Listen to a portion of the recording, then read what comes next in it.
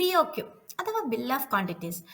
നമ്മളിപ്പം ഏതൊരു കാര്യം പുതിയതായിട്ട് പഠിക്കുകയാണെങ്കിൽ ഇപ്പൊ ഈവൻ അത് BOQ ആയിക്കോട്ടെ, വേറെ എന്ത് ചെറിയ കാര്യം നമ്മൾ ലൈഫിൽ പുതിയതായിട്ട് പഠിക്കുന്ന സമയത്ത് എപ്പോഴും അതൊരു എവരിഡേ എക്സാമ്പിൾ ആയിട്ട് കണക്ട് ചെയ്ത് പഠിക്കാൻ ശ്രമിക്കുക. അപ്പൊ നമുക്ക് കുറച്ചും കൂടെ ഇൻട്രസ്റ്റിംഗ് ആയിരിക്കും. സോ ഫസ്റ്റത്തെ ടിപ്പായിട്ട് ഞാൻ പറയുന്നതെന്ന് വെച്ച് കഴിഞ്ഞാൽ, എന്തൊരു കാര്യം നമുക്ക് പഠിക്കണം എന്ന് ആഗ്രഹമുണ്ടോ അതിനൊരു എവരിഡേ എക്സാമ്പിൾ ആയിട്ട് കണക്ട് ചെയ്യുക. അതേപോലെ നമ്മുടെ മനസ്സിൽ അതിന്റെ ഒരു ക്യൂരിയോസിറ്റി ഉണ്ടാക്കിയെടുത്തിട്ട് ആ ക്യൂരിയോസിറ്റിനെ എങ്ങനെയെങ്കിലും എത്തിപ്പിടിക്കുക എന്നുള്ള ആഗ്രഹം അതിനെ നമ്മൾ ലേണിംഗിലേക്ക് മാറ്റി പിടിക്കുക എന്നുള്ളത് ഒന്നാമത്തെ ടിപ്പ് പറയാനുള്ളത്.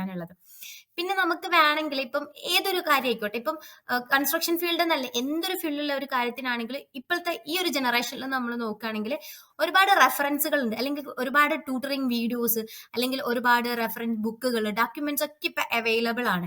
നിങ്ങൾക്ക് ഇപ്പൊ എന്ത് പഠിക്കണമെങ്കിലും നമ്മളിപ്പോ യൂട്യൂബിൽ ഏറ്റവും നമ്മളൊരു പേഴ്സണൽ കാര്യം, വളരെ പേഴ്സണൽ ആയിട്ടുള്ള ഒരു കാര്യത്തിന്റെ ഒരു സംശയം പോലും നമ്മൾ യൂട്യൂബിൽ അടിച്ചു നോക്കിക്കഴിഞ്ഞാൽ സിമിലർ വീഡിയോസ് ഇപ്പൊ അവൈലബിൾ ആണ്.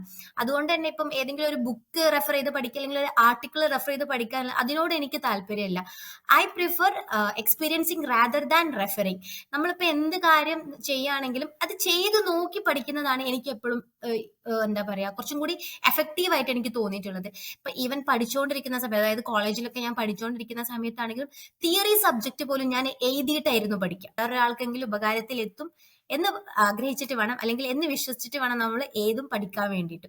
സോ BOQയുടെ കേസ് എടുത്ത് നോക്കുകയാണെങ്കിൽ അങ്ങനെ തന്നെയാണ്. എപ്പോഴും ഇത് എന്റെ ലൈഫാണ്, അല്ലെങ്കിൽ ഏതെങ്കിലും ഒരു കാര്യം, ഇപ്പൊ ഒരു പെട്ടെന്ന് ഒരാൾ നമ്മുടെ അടുത്ത് വന്ന് ചോദിക്കുകയാണ്, എനിക്കൊരു വീട് ഉണ്ടാക്കണം മോളെ, അല്ലെങ്കിൽ മോനെ, എനിക്ക് ഇത്ര സ്ക്വയർ ഫീറ്റ് ഉള്ള വീടാണ്, അപ്പൊ ഏകദേശം എത്ര വന്നു. അപ്പൊ നമ്മളുടെ ഒരു പ്രാക്ടീസിലൂടെ നമ്മളിപ്പോ ഒരു 10-15 വീടിന്റെ BOQ നമ്മൾ പ്രിപ്പയർ ചെയ്ത് കഴിഞ്ഞു കഴിഞ്ഞാൽ ഏകദേശം നമുക്ക് മനസ്സിലാവും ഇത്ര സ്ക്വയർ ഫീറ്റിന് ഇത്ര എമൗണ്ട് വേണ്ടി വരും, അല്ലെങ്കിൽ പ്ലാസ്റ്ററിങ് വരെ ഇത്ര പൈസയാകും. അല്ലെങ്കിൽ നമുക്ക് അവരുടെ അടുത്ത് പറയാം, അങ്കിൾ നിങ്ങൾ ഈ ഒരു ഫിനിഷിംഗ് ലെവൽ എത്തുമ്പോഴത്തേക്ക് ഇത്ര എമൗണ്ട് നിങ്ങൾ കാണും, അല്ലെങ്കിൽ സ്ട്രക്ചർ ലെവൽ എത്തുമ്പോൾ ഇത്ര എമൗണ്ട് നിങ്ങൾ കാണുമെന്ന് നമുക്ക് അവരുടെ അടുത്ത് പറയാൻ പറ്റും.